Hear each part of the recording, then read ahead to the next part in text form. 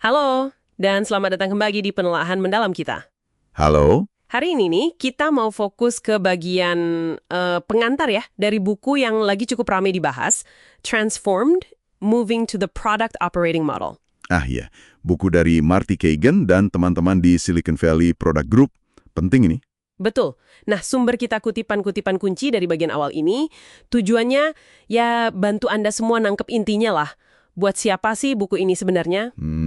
Terus, apa itu model operasi produk? Dan kenapa kok kayaknya sekarang ini penting banget gitu buat banyak perusahaan buat berubah?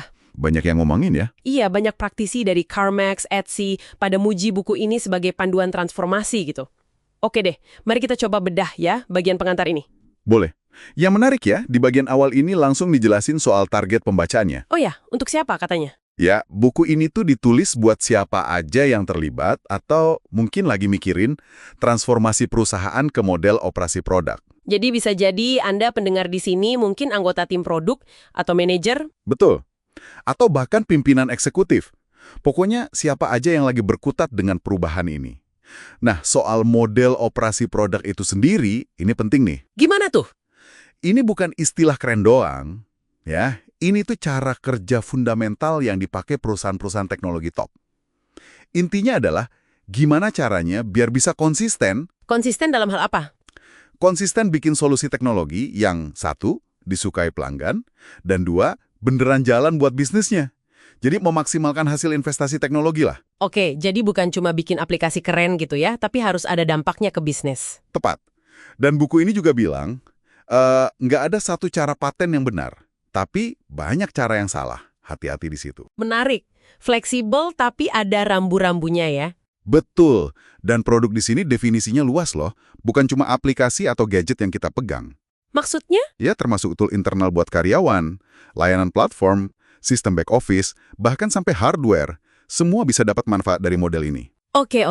Jadi kita udah tahu apa itu model operasi produk. Dan untuk siapa?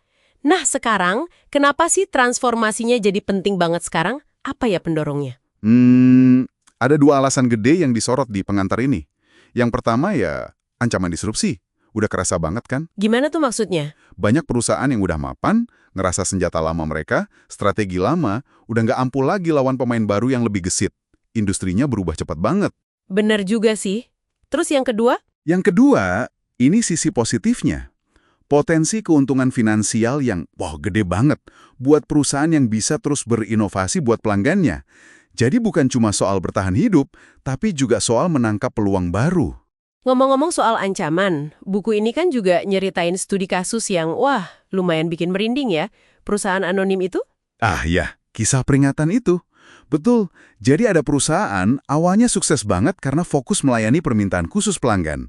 Ya, specials gitu. Terus masalahnya di mana? Nah, masalahnya muncul pas mereka banyak akuisisi perusahaan lain, tapi nggak diintegrasiin sistemnya dengan benar.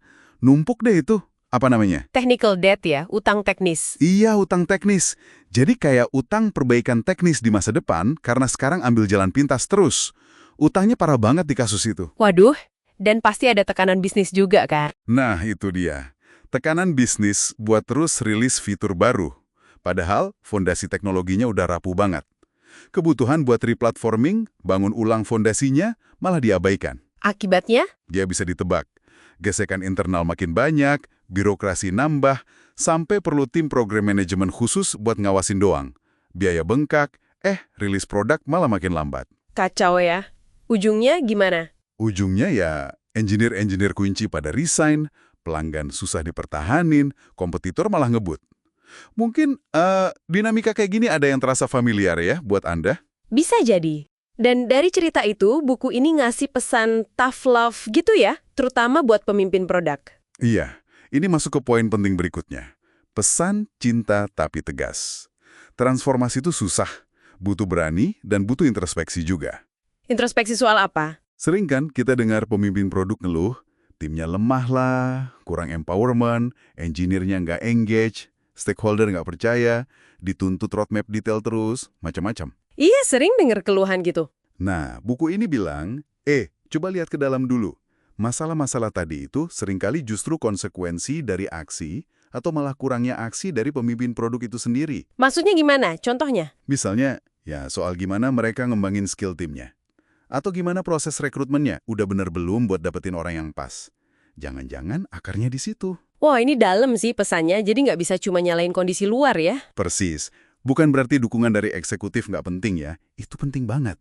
Tapi buku ini nekenin, fondasi suksesnya transformasi itu seringkali harus dibangun dari dalam organisasi produk dulu. Jadi pemimpin dan tim produknya harus proaktif gitu? Betul.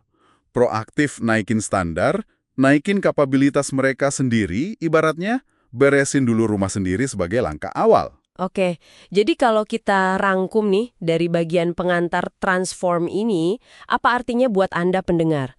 Intinya, pindah ke model operasi produk ini bukan cuma ganti proses ya, Bukan sekedar ganti lot, Sang. tapi ini perubahan cara mikir yang fundamental. Supaya bisa terus inovasi, bisa bertahan, dan ya syukur-syukur berkembang di era disrupsi ini.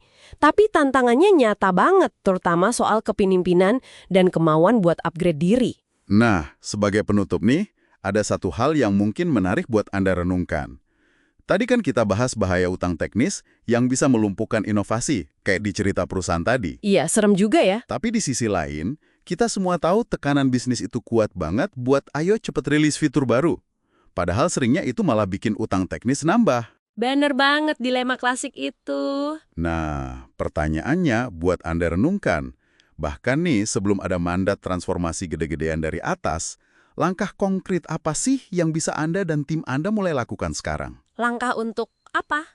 Untuk menyimbangkan tuntutan kecepatan jangka pendek ini dengan kebutuhan menjaga kesehatan teknis jangka panjang.